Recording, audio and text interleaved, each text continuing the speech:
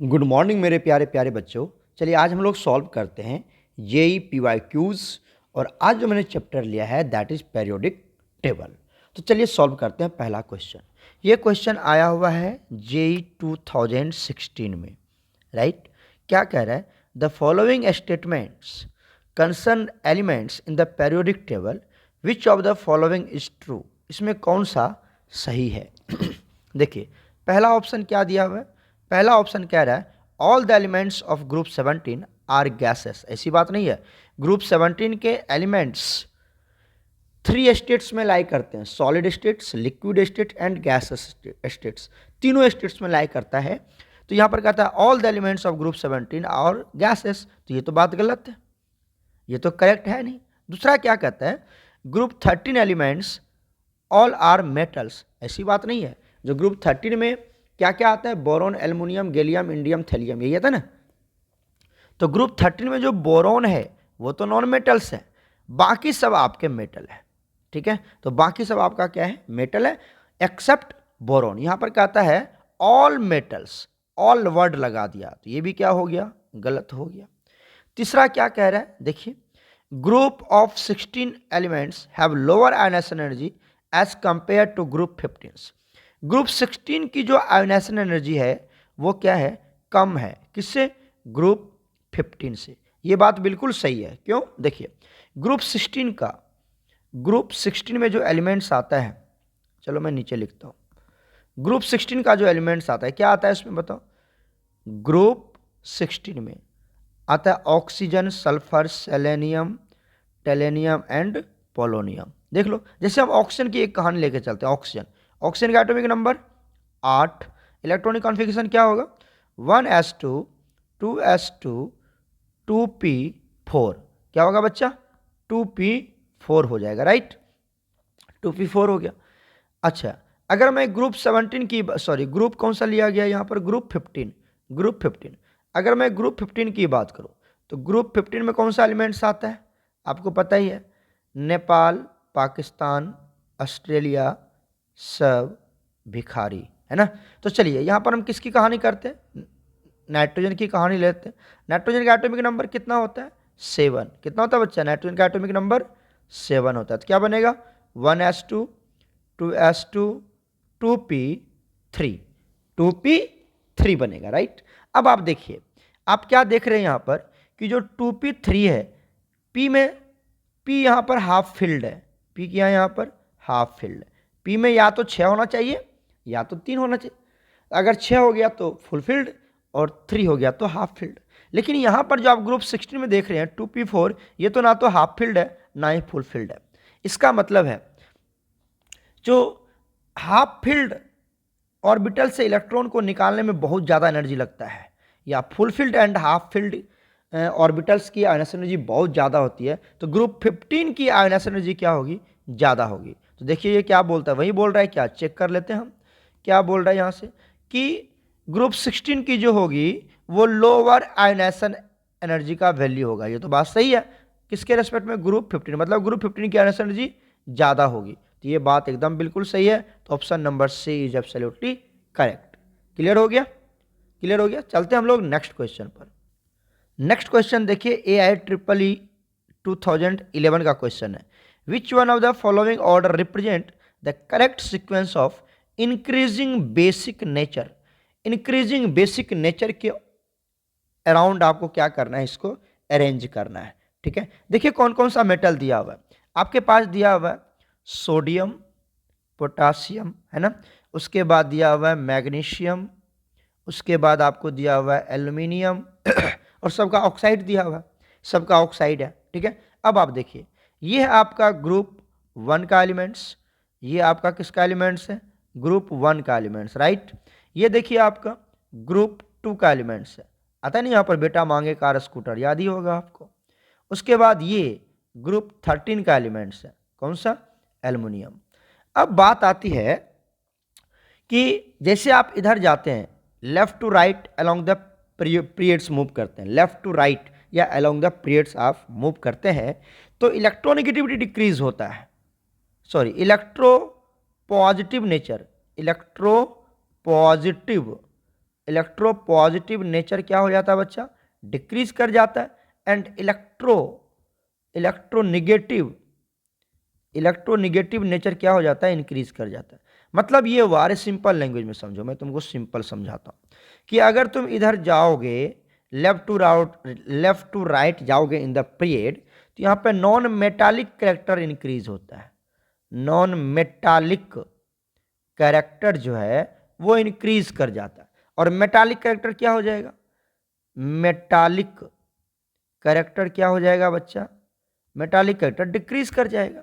तो बताइए अच्छा मेटल कौन है, ग्रुप 1 अच्छा मेटल है, और ग्रुप 13 में जो एल्युमिनियम वो अच्छा मेटल नहीं है, क्योंकि मेटालिक कैरेक्टर इधर जाने पर क्या हो रहा है बच्चा, डिक्रीज हो रहा है ना। तो बताया जो जितना अच्छा मेटल होता है वो उतना अच्छा बेसिक नेचर का होता है, जो अच्छा मेटल नहीं होगा वो उतना अच्छा बेस नहीं होगा। तो अच्छा मेटल तो एल्युमिनियम नहीं है ना, एल्युमिनियम उतना अच्छा मेटल नहीं है इस सब के रेस्पेक्ट में। तो एल्युमिनियम का जो ऑक्साइड होता है वो उतना अच्छा ऑक्साइड नहीं होगा, तो सबसे कम कौन होगा, Al2O3 होगा। अगर मैं इसकी ऑक्साइड की बात करूं तो इंक्रीजिंग कर रहा है तो शुरू में तो Al2 ही लेना पड़ेगा तब ना इंक्रीजिंग होगा। तो देखिए Al2 शुरू में कहां पर है, यहाँ इस option number B is absolutely correct. एक ऑप्शन चेक कर लिया हमने और आंसर एकदम मिल गया, है ना। तो option number B is correct.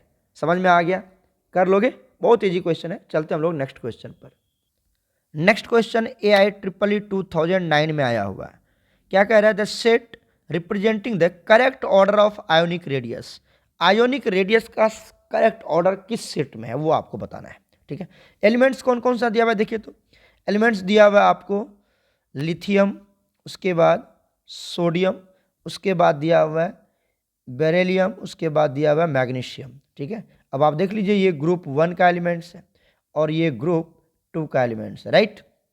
बताइए अभी क्या बताया था मैंने आपको, अभी क्या मैंने बताया था, देखो जब ये आप लेफ्ट टू राइट मूव करोगे, किधर, left to right, left to right, left to right, तो एटॉमिक साइज जो होता है बच्चा, एटॉमिक साइज वो क्या करने लगता है, डिक्रीज करने लगता है। एटॉमिक साइज क्या करने लगता है बच्चा, डिक्रीज करने लगता है, ओके। और दूसरी बात और समझिए, जब आप डाउन द ग्रुप आएंगे, डाउन द ग्रुप, इसको क्या बोलते हैं हम, down the group, down the group size क्या कर जाता है, इंक्रीज कर जाता है।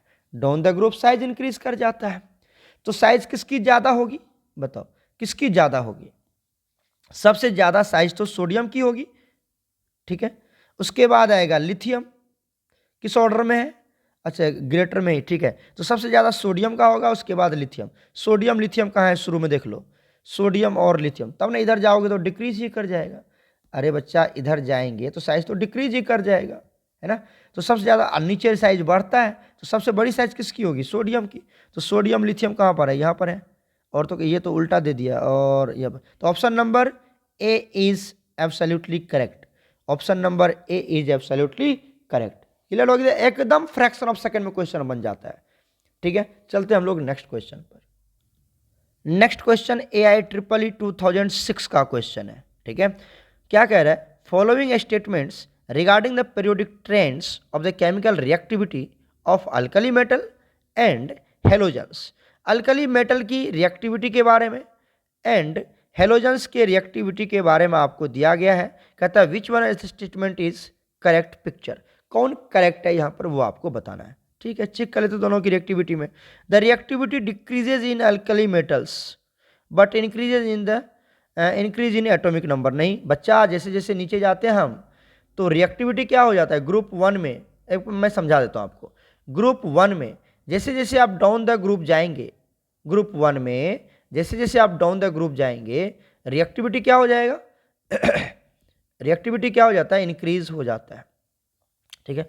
लेकिन अगर मैं ग्रुप 17 की बात करूं, ग्रुप 17 हेलोजन फैमिली की बात करूं, तो down the group reactivity decrease करता है, रिएक्टिविटी क्या हो जाता है बच्चा, डिक्रीज करने लगता है। तो ये बात आप हमेशा याद रखिए, और दोनों की बात कर रहे हैं तो आप देख लीजिए यहाँ पर कौन क्या है, ठीक है। यहाँ कहता है reactivity decreases of alkali metal, तो ऐसा तो है नहीं, नीचे जाने पर इंक्रीज करता है, तो ये ऑप्शन गलत हो गया।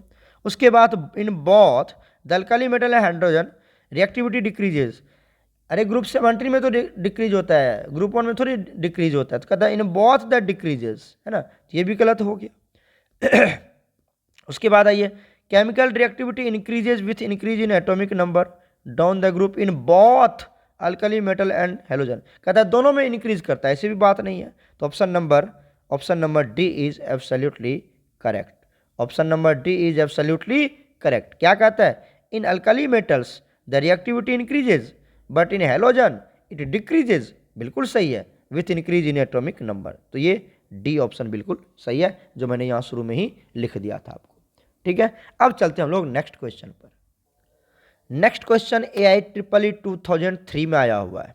ठीक है, क्या कह रहा है, द रिडक्शन, रिडक्शन मतलब डिक्रीज होना, कम हो जाना, एटॉमिक साइज कम हो जाता है with increase in atomic number. जैसे जैसे एटॉमिक नंबर बढ़ता है तो साइज क्या हो जाता है, छोटा हो जाता है। Is the characteristics of elements of, तो वो एलिमेंट्स का कौन सा कैरेक्टरिस्टिक्स है? क्या वो एलिमेंट्स ऐप ब्लॉक में होता है इसलिए होता है? ऐसा थोड़ी होता है, हर जगह होता है। एटॉमिक साइज बढ़ेंगे तो धीरे धीरे उसका एटॉमिक नंबर बढ़ेंगे तो एटॉमिक साइज डिक्रीज होने लगता है। जैसे यूरेनियम, ये सब जितने ज़्यादा एटॉमिक नंबर होता है उस सब का साइज उतना ज़्यादा छोटा होने लगता है। तो सिर्फ इसकी बात थोड़ी है कि डी ब्लॉक में जो एलिमेंट्स होगा उसी का ऐसा कहानी होगा, हर में होता है। डी में, एफ में भी ऐसा होता है, लेंथानाइट कॉन्ट्रैक्शन हो जाता है ना। तो कहता है एफ ब्लॉक ही होगा क्या, फिर ये एफ ब्लॉक होगा क्या? क्या एफ ब्लॉक में लेंथानाइट कॉन्ट्रैक्शन होता है? डी ब्लॉक में भी तो डी कॉन्ट्रैक्शन होता है ना, डी ब्लॉक कॉन्ट्रैक्शंस होते हैं। तो वहाँ पर भी क्या होगा, साइज डिक्रीज होता है, एटॉमिक नंबर बढ़ता है। तो ये दोनों क्या होगा, गलत हो जाएगा, ये तो होगा ही नहीं। कहता है रेडियो एक्टिविटी सीरीज, ऐसा तो हमने कभी पढ़ाया नहीं आपको कि ड्यू टू रेडियो एक्टिविटी अगर एटॉमिक नंबर बढ़ रहा है तो एटॉमिक साइज डिक्रीज हो जाएगा, ऐसा हमने थोड़ी पढ़ाया आपको। दूसरा क्या कहते हैं, दूसरा कहता है कि हाई एटॉमिक मासेस, यही बात बिल्कुल सही है कि जैसे जैसे एटॉमिक नंबर बढ़ेगा, अब सिंपली देखेंगे सारे एलिमेंट्स का एटॉमिक मास बढ़ता चला जाता है। एटॉमिक मास सबका जैसे जैसे जितने ज़्यादा एटॉमिक नंबर आएंगे, जैसे 103 चले जाओ, 100 और 118 पे चले जाओ, जितनी ज़्यादा एटॉमिक नंबर होगी उसका मास उतना ज़्यादा हो जाता है। जैसे यूरेनियम देखो 92 होता है और एटॉमिक मास 235 हो गया उसका, तो कितना एटॉमिक नंबर 9, ये भी बहुत ज़्यादा है और मास तो और भी ज़्यादा हो गया। तो एटॉमिक नंबर बढ़ता है तो मास नंबर भी इंक्रीज करता है, ये तो बात सही है। और साइज क्या हो जाता है, डिक्रीज। तो ऑप्शन नंबर यही सही है। अब डी एंड एफ और रेडियो एक्टिविटी की कोई कहानी यहाँ पर नहीं होगा। एटॉमिक नंबर बढ़ेगा तो श्योर है एटॉमिक साइज बढ़ेगा, सॉरी एटॉमिक नंबर बढ़ेगा तो श्योर है उसकी एटॉमिक मास भी बढ़ेगा, है ना। और एटॉमिक मास बढ़ेगा तो उसकी एटॉमिक साइज क्या हो जाएगा, डिक्रीज हो जाएगा। एटॉमिक नंबर बढ़ेगा तो मास नंबर भी बढ़ेगा, और या एटॉमिक मास बढ़ेगा और मास नंबर बढ़ेगा तो साइज धीरे धीरे क्या हो जाएगा, डिक्रीज होता चला जाएगा। तो option D is absolutely correct. Okay okay बच्चे, अब हम लोग मिलते हैं नेक्स्ट क्वेश्चंस के साथ नेक्स्ट वीडियो में। God bless you all.